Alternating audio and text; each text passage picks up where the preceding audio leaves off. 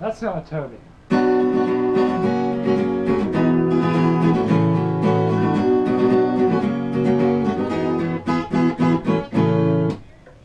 Hello, I'm Duncan.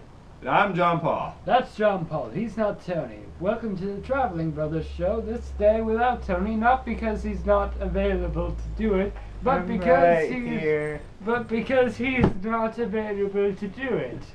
And today's episode, we will be talking. Well, me and Tony will be talking about the movies we saw this weekend. He won't be. He'll just be right there. Well, actually, I saw all of Battleship, Mr. I didn't watch Battleship. I didn't watch Battleship because it was a piece of shit. No, you gave up too early on it. I walked out. 40 minutes in, he walked out. He didn't even wait for the parts where the alien shoots out the bombs and it looks like pegs that go down the destroyer. Didn't even see that part. Right, I'm a horrible person because I didn't like Battleship. Battleship was pretty good. Battleship is an American treasure. It was an American treasure. Anyway, this weekend we saw Brave in theaters, which was really actually quite enjoyable. Yes, it was. Yes, it was surprising because a lot of people said that a lot of people were saying that Brave was a declinement from regular Pixar. It's different. That's the biggest thing, is that it's different. Yeah, it's Spoiler alert for anybody that has not seen Brave. We don't do spoilers in reviews. We talk and we try to enlighten people on our opinions without giving away any crucial plot points. Yep. Which I did not see Brave. he did not see Brave. And I will now relinquish my seat to Tony House. Okay. Everybody, Tony House coming in the house.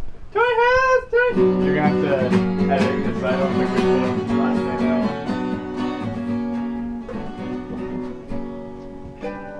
That's right. John did not see Brave. Not see Brave. Get it? It's like Brave, but with Germans. Now we're in the real show. Should we try to make this clean now? No, this is fine. Yeah, that's fine. Cool. Yep. So back to Brave. Back to Brave. Brave is pretty much. Should we even tell them what it's about? No. Well, we're just going to tell them what they know from previews. What you know from previews is there's that a girl with ridiculously well animated hair. Yes, ridiculously well animated hair. She and lives in ridiculously Scotland. well animated bears. There's bears. We won't tell you how those two intermingle, but it is done in a way that is genuinely surprising. I did not expect some of the things that happened in this movie to happen the way that they did. Yeah, it was very interesting the way that they had everything go about, working out and all that. So the animation on the bears was really, really well done. Yeah, not as well as the animation on her hair. Her hair just was goes a piece of about art. in many ways that you just wow. You're just wow. Well, I was just wow. Yeah. The big difference between this film and other Pixar films is other Pixar films are centered on emotion and emotions of several different characters. This is the first narrator-driven. Well, not the first, because Ratatouille was also narrator-driven, but we also saw stuff with Linguini that didn't involve the rat. Yes, but that was still generally him telling the story of what's going on from the beginning and to the end. Yeah, but there wasn't a single scene or shot in this in which we leave Merida. No, there's not a single. Well, I don't know. Maybe it's like no, not really. Not really. There's not really. We're following her on her journey. Yes, it's very much about her and the relationship she has with her parents. It's a very interesting relationship, and there is a tendency to diminish those parent characters, but they don't do that. They give these characters all of their beliefs are validated. They feel real, even if we know the truth of what's happening is not real.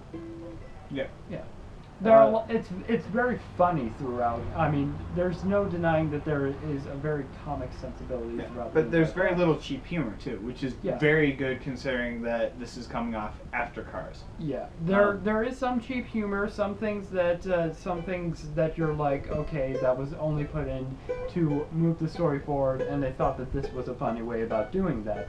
There's a point in the film where there's just like, there's this mythic equivalent to an answer machine that ultimately just doesn't feel that funny. Yeah, but that's the worst part about the movie. Yeah. The rest is perfect. The rest and is even not that perfect. is not. It's not perfect, but it is very beautiful, very enjoyable, and it genuinely made me cry towards the end, which is what a good film should. A good Pixar film makes you cry. Yeah. This one makes you cry.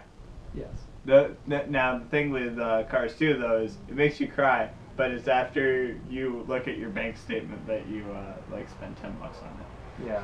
It's like, oh no! Why did I spend all this money on this shit? Anyway, next film. Moonrise Kingdom. Directed by Wes Anderson. He's directed some okay films and some not as okay films. The Life Aquatic was Steve Zissou. Bottle Rocket. Fantastic Mr. Fox. The Royal Tenenbaums. And Darjeeling Limited. Yeah. And that one. And now Moonrise Kingdom, which I went into with Duncan doesn't like Wes Anderson very much. No, I think that This his mine? yes, that's yours. Cool.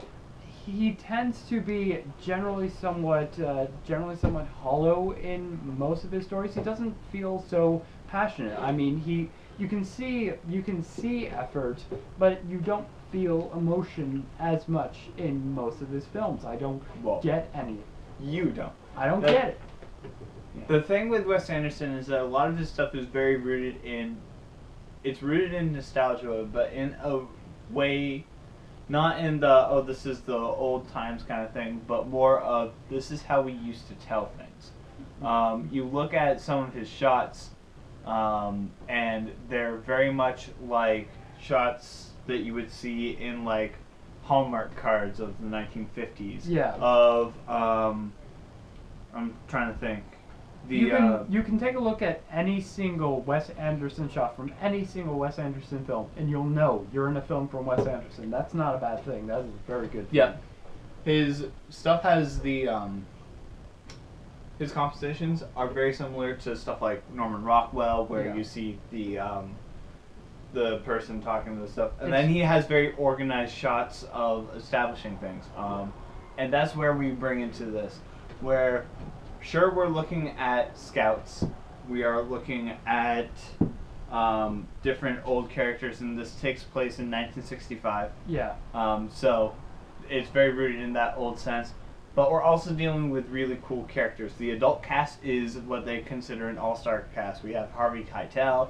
We have Bruce Willis playing a police officer. You know, that's kind of the typecast role. So. We have Edward Norton playing a scoutmaster. A scoutmaster. Yeah, totally different than what he normally does. Yes, and it actually gives him something fresh to do, which is what surprised me about this film was how fresh it felt. It felt genuinely genuine. Yep.